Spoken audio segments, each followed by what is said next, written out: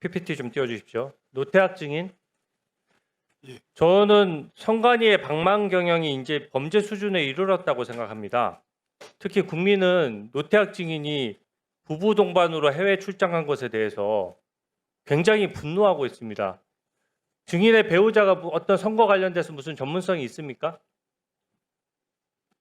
그런 건 없습니다. 그리고 지금 이걸 누가 먼저 제안한 거예요? 선관위에서 먼저 그냥 선관위원장이 출장 간다고 하니까 배우자 동반하시라고 선관위 측에서 먼저 제안을 한 겁니까? 아니면은 증인이 먼저 요구한 예. 것입니까? 제가 먼저 요구한 바는 없습니다.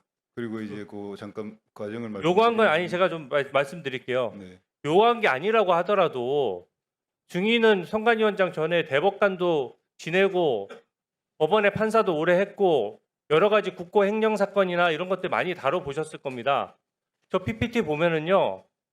솔직히 국민들은 기가 찹니다. 지금 부부 동반으로 간 게 2022년 12월에 호주 갔었죠.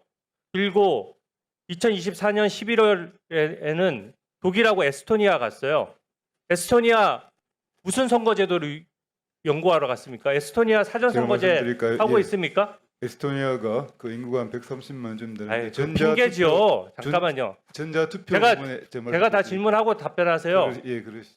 에스토니아 간 것이 누가 보더라도 핑계지요. 지금 에스토니아 나라 선거제도를 해야 할 만큼 우리 선거제도가 후진적입니까? 그렇지 않죠. 여기 지금 독일하고 에스토니아 간 게 7천만 원이에요. 그리고 덴마크, 스웨덴 간 거는 또 9천만 원 들여서 부부 동반으로 갔습니다. 지금 이 부분과 관련해서 뭔가 선거 관련돼서 제대로 연구를 해왔다. 출장이 필요하다 이렇게 말씀하시는 것 같은데 이게 그 당시의 선관위 상황을 보면 국민들이 더 열받으실 것 같아요. 보면은 증인이 선관위원장 재임하고 나서 소쿠리 투표 사건이 전임자한테 있어서 2022년 10월에 사과를 하셨거든요. 대국민 사과하고 그 당시에 제도 개선 확실하게 개혁했으면은 이번에 투표용지 부족 같은 이런 상황 안 생깁니다. 근데 불과 2개월도 안 돼가지고 호주에 해외 출장 갔어요. 부부 동반으로. 그리고 2023년 5월 달에는 감사원에서 선관위 직원 자녀들 불법 채용했다라고 해서 감사 시작한 거 아닙니까? 그 와중에 감사가 계속되고 있는데도 선관위 직원은 몰디브 가고 또 노태학 증인은 독일 에스토니아 갔어요. 그때 지금 에스토니아 간 시점도 보면은 감사원이 그 채용 비리를 전부 다 적발한 시점 바로 한 2, 3개월 전이에요. 그때쯤 되면은 이미 선관위 직원들한테 채용 비리에 대해서 보고도 받아서 제도 개선에 골머리를 싸매고 있어야 될 때입니다. 채용 비리 사과하고 사전 투표지 외부 반출 사과하고 맨날 사과만 하면 뭐 합니까? 그러고 나서 해외 출장 가서 연구를 해왔다라고 하는데 저는 이거 국민들이 용납 못할 거라고 보는데 어떻게 보세요? 한번 답변해 보시죠. 예, 뭐 하여튼 지금의 관점에서 이렇게 보면은 국민들이 부적절하다고 지적하신 부분은 충분히 받아들이겠습니다. 다만 이제 그 일정의 과정에 관해서는 저게 이제 호주와 뉴질랜드 부분은 사실은 뉴질랜드 부분에 대해서는 여성 참정권이 세계 최초로 그 도입이 되었고 그다음에 그런 말씀 하실 잠깐만요. 거면 됐습니다. 잠깐만요. 실차적으로 그 정도 답변은 됐어요. 예, 제가 다음 거 물어볼게요. 그게 지금 결국 답변 주제가 뻔하잖아요. 거기 연구할 게 있어서 갔다는 건데 국민들은 그렇게 생각하지 않습니다. 예, 선관위가 제대로 돌아가도록 비상근이더라도 여러 가지 포인트를 짚었어야 되는데 그 일은 안 하고 만약에 선관위가 똑바로 일하면서 해외 출장 한두 번 간 거였으면 국민들이 뭐라고 합니까? 그렇지 않겠죠. 예, 시기적으로는 그렇습니다. 이게 그리고 2022년도 하나만 물어볼게요. 예, 중앙선관위 예. 수의계약이 연간 어느 정도 수의계약 체결하고 있습니까? 저는 사실 수의계약 부분에 관해서 아무런 뭐 관여를 하고 있지 다음 페이지 좀 않습니다. 보여주세요. PPT. 수의계약에 대해서 아무것도 모른다고 하시는데 중앙선관위원장 관여를 하지 않고 있습니다. 예.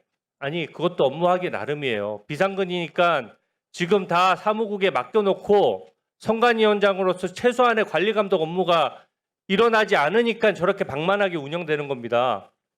판사도 하시고 대법관도 하셨잖아요.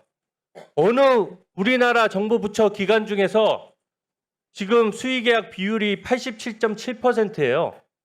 그리고 5년간 2,400억에 달하는 거를 전부 다 수의계약 체결했습니다.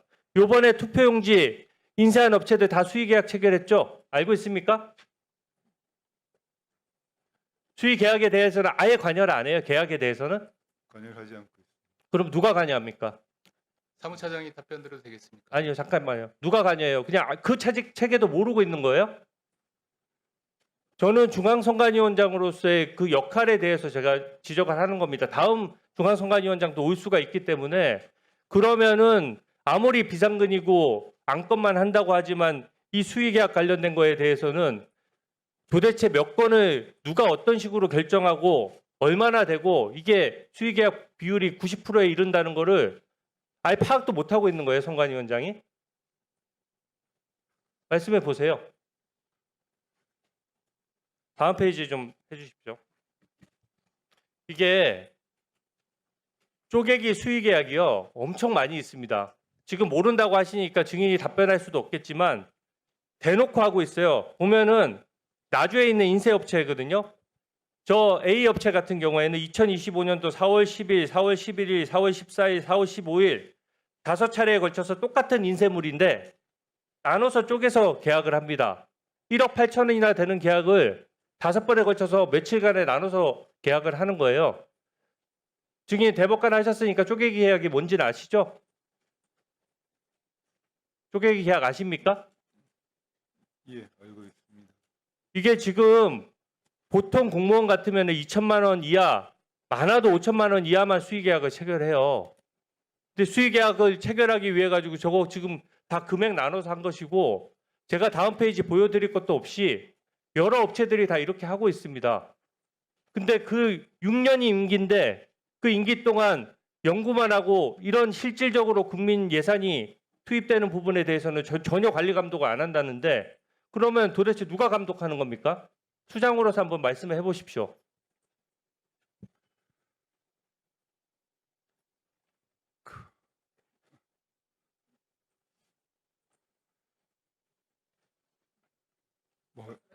네, 그런 부분까지 좀 더 세밀하게 챙기지 못했음을 송구하게 생각합니다. 우리 노태학 증인, 네, 이 선거관리위원장은 위원회를 대표하고 사무를 통할하지 않습니까? 네, 네, 네. 저런 이 쪼개기 수의계약 같은 데는 전혀 관여를 안 하신다는 예, 말씀이시죠? 예. 저희 물품 그 관리는 아마 금액마다 그에 따라서 이 수의 계약이 가능하고 입찰 계약이 가능하고 그런 일반적인 부분에 관해서는 뭐 상식적으로 알고 그 있습니다만 에스토니아 가신 거 저는 대한민국과 에스토니아가 사전 투표를 하는 두 나라라고 알고 있는데 예, 예, 예, 에스토니아, 호주, 독일 예, 이런 데 3번 예. 부부 동반 가셨다는데 그 경위가 어떻게 됩니까?